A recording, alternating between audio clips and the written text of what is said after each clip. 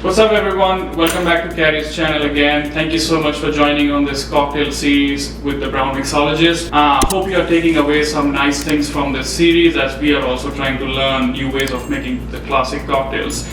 We're starting with the classic cocktail series, but eventually we'll add in more variations which are more our versions that you can also try at your homes, or you can make any number of versions based on permutation and combinations of ingredients that you like. Today we will be making another classic cocktail, the whiskey sour. So let's get straight into it.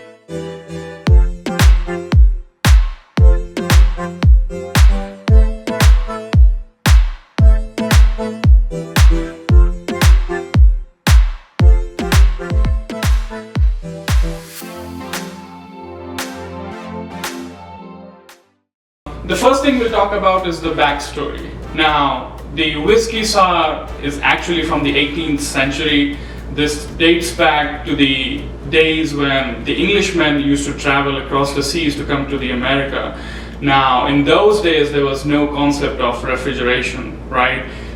The only way to preserve anything was to drink it out. Also, in those days, the sailors and the other people on the ships traveling to overseas used to get scurvy, and the common ingredient used to prevent from scurvy was lemon juice and lime juice. Now you can use any citrus to deal with those kind of diseases, but we are not medicinal experts, so we'll refrain from talking about those topics. But we are making a whiskey sour today, right? So we need to talk about the most important ingredient, which is the lemon.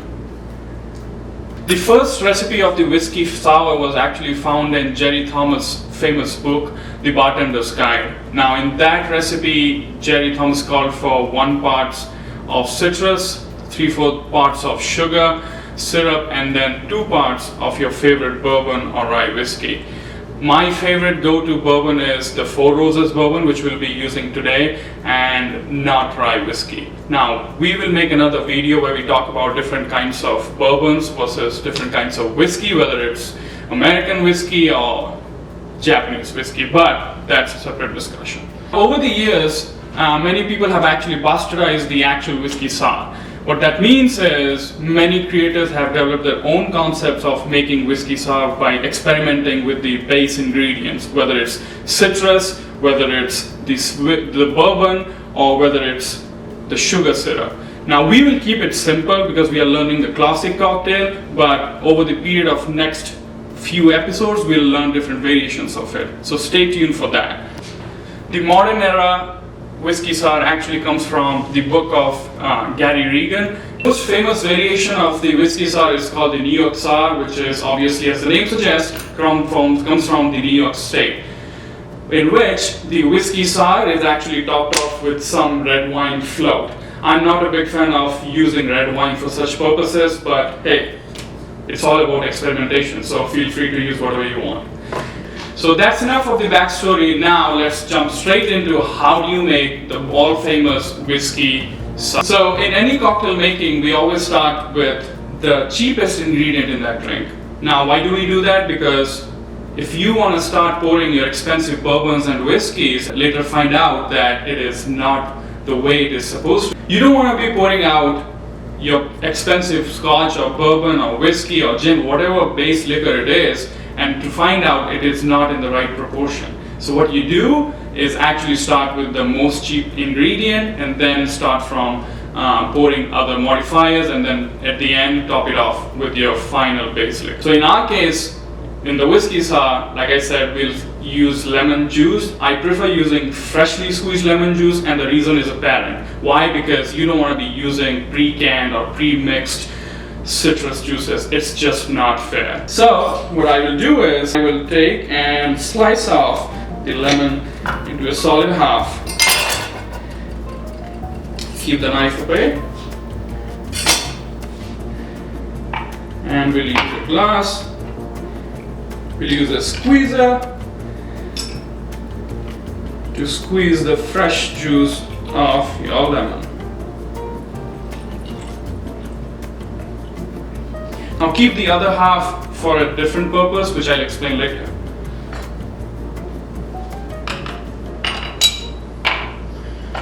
Now we'll take our Boston shaker. The classic recipe calls for 25 mils to 30 mils of lemon juice, or we call 1 ounce as in the States, so we'll use 1 ounce of lemon juice. Put it right there. Then you need to add 25 to 30 mils or 1 ounce of simple syrup. Now what is simple syrup? Simple syrup, as the name suggests, is very simple to make, right? All you need to do is equal parts of sugar. It can be cane sugar or demerara sugar, or if you prefer sugar dust, it works well too. It has to be equal parts of sugar mixed with equal parts of water. Now you can make it different ways. The professional bartenders make it with simmering it over a pan stove where you put equal parts of water and equal parts of sugar and let it simmer, let it boil out, and then let it settle and then store it in the fridge. In my case, because I'm lazy, I just use 500 milliliters of water and 500 milliliters of sugar and just blend it at a fast pace on the high-speed blender. And it comes out to be crystal clear looking liquid called the simple syrup. Pretty cool, right? Like I said, we'll use 1 ounce or 30 milliliters of simple syrup. Now the whiskey sour is actually a classic example of what a balanced drink should look like, smell like, and taste like. Now the reason I say it, because you need to have the balance of the sourness with the sweetness and the base liquor that you use. We use 25 to 30 mils of the actual, the freshly squeezed lemon juice. Now we used 1 ounce of sweetness to balance it. As the name suggests, it's a whiskey sour, so you can go heavy, slightly heavy on the sour part, but don't go overboard. Suit your own palate. Now this is a whiskey sour, and as the name suggests, we need a whiskey or a bourbon. I like to use bourbon over whiskey because bourbon is made for 51% corn, and the corn renders the overall drink to be slightly sweeter rather than rye, which is spicier because it is based off 51% barley. We'll use 2 parts of the bourbon, and in our case 2 parts comes to be 2 ounces or 60 milliliters. Use your jigger to make sure you're pouring the actual amount and not going overboard, because you're using expensive liquor, right? Now at this point you can actually just stop and go ahead and give it a nice shake with ice, obviously, because it is a shaken drink, to give you your classic whiskey sour. But we won't stop there. We will actually follow one of those bastardized contents where we do go ahead and use egg whites. Yes, you heard it right, egg whites. Now, why do we use egg whites? This is a very controversial topic because some people are allergic to egg whites, some are vegan, some people just don't like the smell of egg whites in the drink. But I do prefer it because you can always balance the smell of egg white.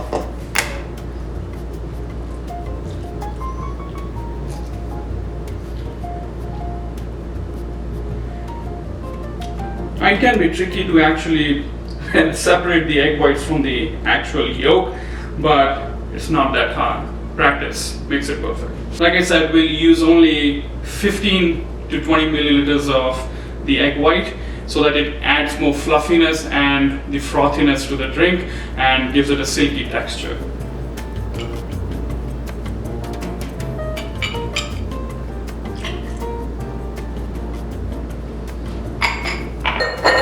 So now we have all our base ingredients in the drink. What we need to do next is give it a dry shake. So what is a dry shake? A dry shake is when you actually want to emulsify the egg whites that you have added to give it a silky texture. We'll only do it for 10 to 20 seconds, not more than that, because after that we'll give it a wet shake.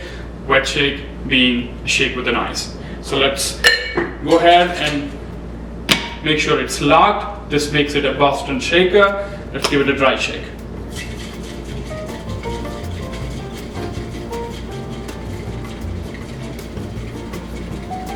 That's good enough. Pop it open.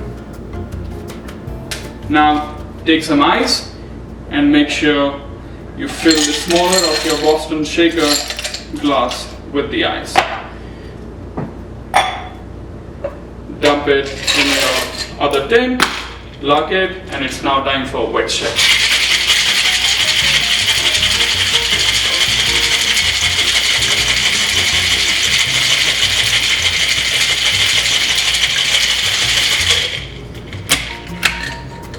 Pop it open.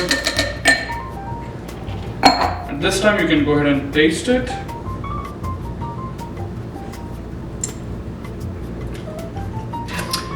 I like it, but I think I could have added more sour. Like I said, guys, because it's a whiskey sour, depending on your palate, you can add or sourness to the drink. I don't like much sourness, but Kari prefers citrusy drinks, so when it's for Kari, I'll make sure I add more citrus. But for now, I'm pretty content. Just take a glass and make sure it's chilled, because you don't want your customers to feel like they have been cheated on their whiskey. So take your drink and double strain it. So you can see the frothiness already coming out clear because the egg has been emulsified properly. And make sure you double strain just because it's fancy. No, I'm kidding. Because you need to remove all the shards of the ice that has been introduced, and you don't want the egg yolk that may be in your egg white to go in your drink. So that's a pretty looking whiskey sour served in a coupe glass. Now the final thing that remains is to give it a nice citrus zest on top to bring that tanginess when someone tastes your drink. So in our case, you may recall I said save the other half of the lemon. So we'll bring that lemon back. Take your knife and take a peel off. Now in my case, I don't have a lot of pith in my lemon, so it's pretty safe that I can go ahead and use the zest or the lemon oil. Give it a nice. And you can also run it over the glass to really pop out the tanginess. And there you have it, the famous whiskey sour. Cheers. Now this has been a wonderful journey so far on this episode, but we'll make tons and tons of episodes on cocktail making as we ourselves learn how to make cocktails. I won't pretend I know everything about mixology, but it is something that I am very passionate about and something that Kari really enjoys when I make those drinks. So stay tuned for more episodes, but make sure you do like, share and subscribe this channel so that you don't miss out on all the amazing things we do. So stay tuned and see you next time.